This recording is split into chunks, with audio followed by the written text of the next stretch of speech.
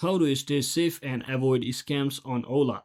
So hello guys, welcome back to my YouTube channel. If you also have been using Ola and you want to stay safe and avoid scams on Ola, here's the perfect video for you. So first thing what you need to do is always verify the driver and vehicle details before starting your ride, and never share your personal information or payment details outside the application, and always be cautious of unexpected messages or calls from fake Ola representatives.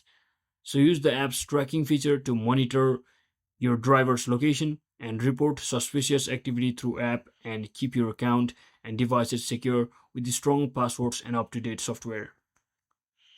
So if anything goes wrong, you can always come to your Ola Cabs official website and just come over to this support section, and you can basically contact them about your safety, or if you have set it up your emergency contact on your account, then you can basically use the app or customer support feature to immediately contact your nearest emergency contacts. So that's it for today guys. Thanks for watching. Don't forget to like and subscribe. See you on the next one.